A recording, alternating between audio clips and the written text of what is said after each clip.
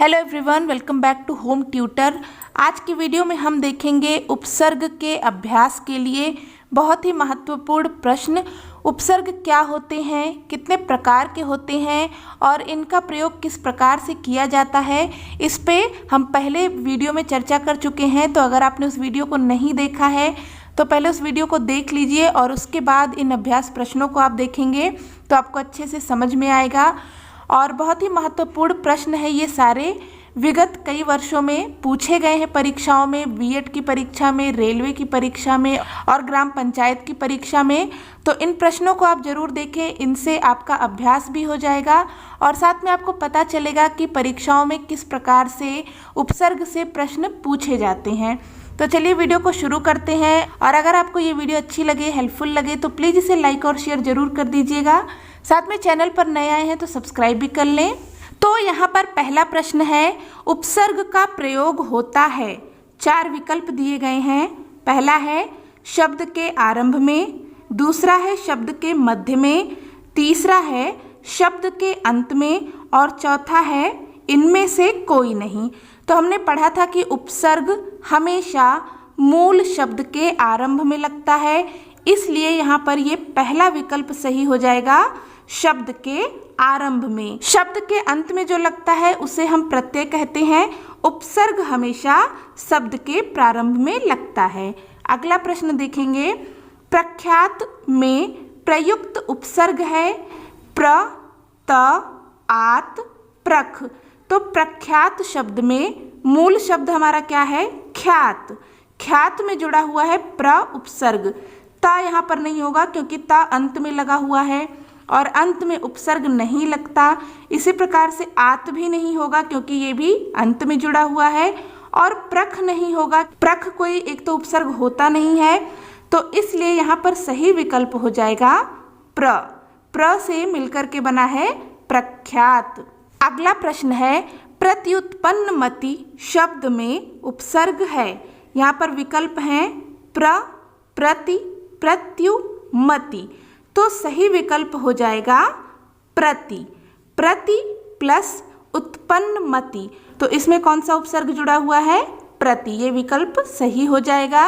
अगला प्रश्न है, गमन शब्द को विपरार्थक बनाने के लिए आप किस उपसर्ग का प्रयोग करेंगे। यहाँ पर विकल्प दिया गया है उप, आ, प्रति, अनु। तो यहाँ कह रहे हैं कि गमन एक शब्द है, गमन का अर्थ होता है जाना। तो इसका विपरार्थक यानी कि विलोम बनाने के लिए हम इसमें कौन सा उपसर्ग प्रयोग करेंगे। तो यहाँ पर है उप, उपगमन, ये होगा नहीं। दूसरा विकल्प है आ, आगमन। तो आ ये उपसर्ग हम लगाएंगे तो आगमन का अर्थ हो जाता है आना, गमन का अर्थ होता है जाना और इसका विपरार्थक शब्द हो जाएगा आगमन। तो यहाँ पर दूसरा विकल्प सही है आ उपसर्ग लगाकर हम बनाएंगे आगमन। अगला प्रश्न देखते हैं, यहाँ पर है प्रतिकूल शब्द में प्रयुक्त उपसर्ग है। विकल्प है प्र, परा, परि, प्रति। तो सही विकल्प हो जाएगा प्रति। कूल हमारा मूल शब्द है, इसमें प्रति उपसर्ग जोड़ा गया है तो ये शब्द बन गया है प्रतिकूल। अगला प्रश्न है, किस शब्द में उपसर्ग का प्रयोग हुआ है। अब देखिए यहाँ पर हमें कुछ शब्द दिए गए हैं, इन्हें आपको देखना है कि इसमें कौन सा शब्द है जो उपसर्ग विधि से बना हुआ है। पहला है उपकार, तो कार में उप उपसर्ग जुड़ा हुआ है, इससे बन गया उपकार। पढ़ाई, पढ़ाई जो है ये उपसर्ग विधि से बना हुआ शब्द नहीं है। पढ़ यहाँ पर मूल शब्द है और आई प्रत्यय लगा हुआ है। अगला देख लेते हैं, लाभदायक, इसमें भी उपसर्ग नहीं है और अपनापन, इसमें भी उपसर्ग नहीं है। ये तीनों ही शब्द प्रत्यय विधि से बने हुए हैं। तो यहाँ पर ये जो पहला विकल्प है ये सही हो जाएगा उपकार। अगला प्रश्न है, अनुवाद में प्रयुक्त उपसर्ग है। यहाँ पर विकल्प हैं अ, अव, अनु, अन। तो सही विकल्प हो जाएगा अनु। वाद जो है ये मूल शब्द है, इसमें अनु उपसर्ग जोड़ करके ये शब्द बना हुआ है अनुवाद। अगला प्रश्न है, निम्नलिखित में से उपसर्ग रहित शब्द है। ध्यान से देखिएगा, यहाँ पर पूछ रहा है उपसर्ग रहित। रहित यानी कि ऐसा शब्द जिसमें उपसर्ग नहीं लगा हुआ है। तो पहला देखेंगे, पहला विकल्प है सुयोग। योग में सु उपसर्ग लगा हुआ है जिससे कि ये शब्द बना है सुयोग, तो ये तो होगा नहीं।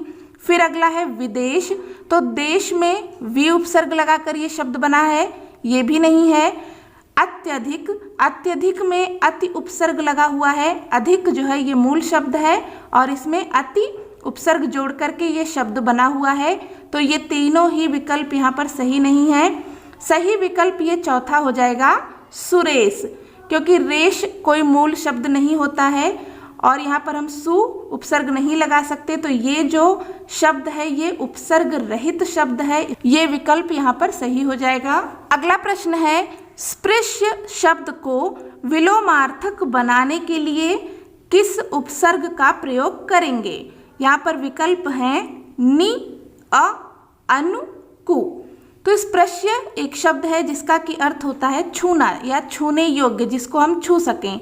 इस शब्द का हम विलोम बनाएंगे तो कौन सा उपसर्ग यहाँ पर प्रयोग करेंगे? नी तो करेंगे नहीं, निस्पृश्य ये नहीं होगा। दूसरा विकल्प है अ, तो ये हो जाएगा अस्पृश्य। तो यहाँ पर दूसरा विकल्प सही हो जाएगा अस्पृश्य, यानी कि जिसको ना छुआ जा सके, जो अछूत हो। स्पृश्य जिसे छुआ जा सके यानी कि छूत, और अस्पृश्य यानी कि अछूत। तो यहाँ पर स्पृश्य में हम आ उपसर्ग जोड़ेंगे तो स्पृश्य का विलोमार्थक शब्द बन जाएगा अस्पृश्य।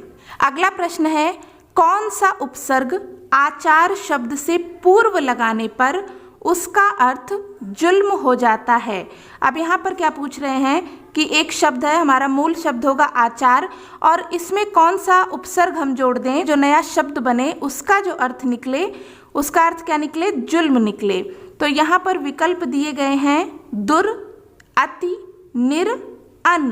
तो दुर अगर हम आचार में जोड़ेंगे तो ये बन जाएगा दुराचार, जिसका की अर्थ होता है बुरा व्यवहार। आचार शब्द का अर्थ होता है व्यवहार। दुर जोड़ देंगे, दुर जो उपसर्ग है इसका अर्थ होता है बुरा, बुरे के अर्थ में इसको हम प्रयोग करते हैं, तो ये हो जाएगा बुरा व्यवहार।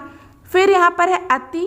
अति को अगर हम आचार में जोड़ेंगे तो ये शब्द बनेगा अत्याचार, और अत्याचार का अर्थ होता है जुल्म, किसी पर अत्याचार करना, किसी पर जुल्म करना। तो यहाँ पर ये दूसरा विकल्प सही हो जाएगा। अति जोड़ेंगे आचार में तो ये शब्द बनेगा अत्याचार और इसका अर्थ होगा जुल्म।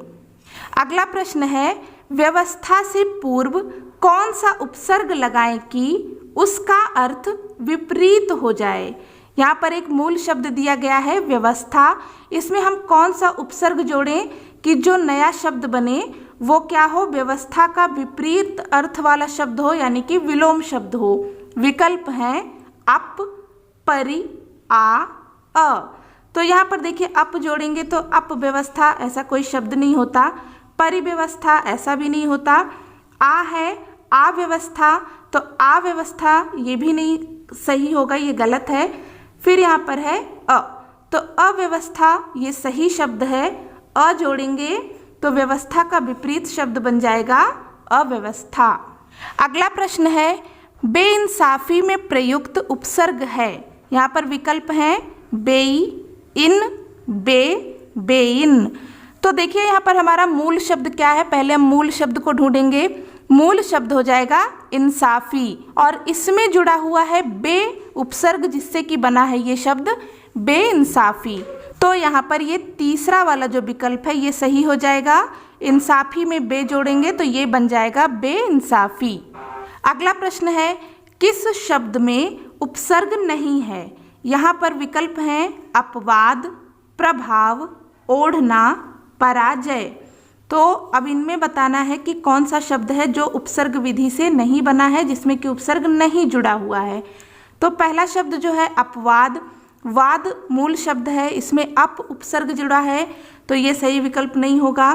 फिर यहाँ पर भाव ये मूल शब्द है, प्र उपसर्ग जुड़ा है तो ये शब्द बन गया है प्रभाव, ये भी नहीं होगा। थर्ड है ओढ़ना, जिसमें कि कोई भी उपसर्ग नहीं जुड़ा हुआ है, क्योंकि ओढ़ना कोई शब्द होगा नहीं कि इसमें हम ओ उपसर्ग जोड़ दें, तो ये वाला जो विकल्प है ये सही है, इसमें कोई भी उपसर्ग नहीं जुड़ा है, इसे हम टिक करेंगे। पराजय में भी उपसर्ग जुड़ा हुआ है, जय हमारा मूल शब्द है और इसमें परा उपसर्ग लगा हुआ है, तो उपसर्ग विधि से जो शब्द नहीं बना है वो हो जाएगा ओढ़ना। अगला है संस्कार में उपसर्ग है।